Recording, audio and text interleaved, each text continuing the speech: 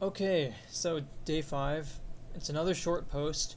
So I think that I'm gonna talk about some other, A Song of Ice and Fire stuff and George R. R. Martin stuff that's been going on recently. Otherwise, I'm not reading these or going to the next one until I start these videos. And if the next one is also this short, it's eventually gonna get stale. So, anyways, Tiki Tiki Tiki, December 18th, 2005. I love Tiki Barber. I've been watching football for going on 50 years now, and I don't think I've ever seen a better performance by a running back than the one that Tiki put on against the Kansas City Chiefs yesterday. It was just extraordinary. I watched his long 41-yard touchdown a dozen times now.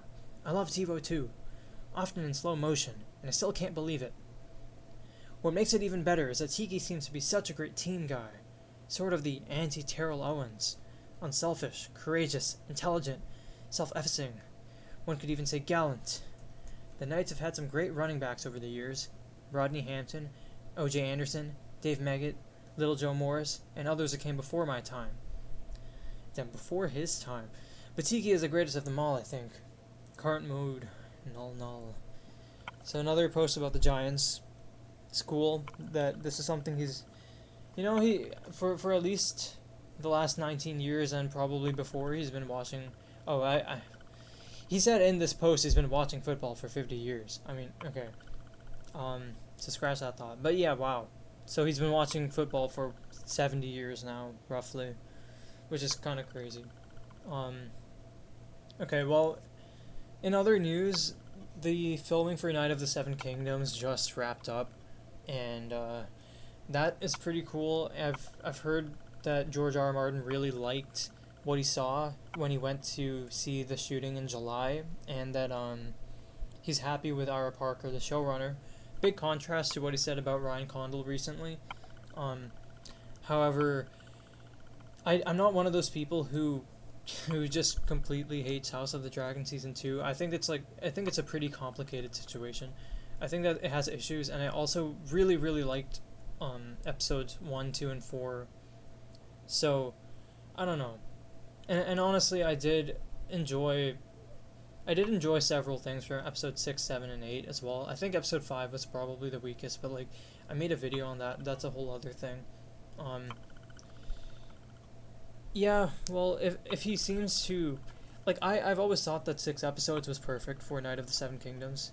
So if he seems to like the showrunner, then I have optimism about that. Of course, I'm concerned that eventually the show is going to surpass the amount of novellas he's written, and I hope that when that happens, they just don't make another season. That would be great.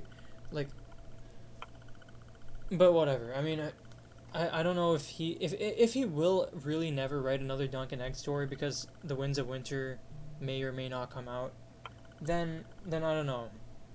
Maybe then it's easier probably to write 6 episode long short story format television seasons with a lot of slice and life than it is to write A Song of Ice and Fire. And because of that, I can maybe see how they could continue the show in a positive direction after they run out of the 3 stories that they have.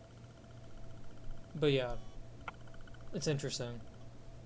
As for House of the Dragon, George R. R. Martin has not made any allusions to his disagreements or the posts since the original one was deleted, but a couple of his friends who are also writers have talked about how he held back in that post and how he really was just getting to the surface of his disagreements with the show. And I can imagine that some of those other disagreements are like, Daemon seeing the White Walkers and Alicent's character change, etc.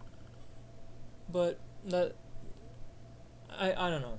We're gonna have to see if he decides to say anything more, and I do keep up with his current blog post, and I'm always very interested to see what he has to say for his newest blog posts. So as for his opinions on House of the Dragon, I guess we'll just have to wait and see. Anyways, I just kind of rambled on for a few minutes there, but enjoy, I guess, and see you in the next one.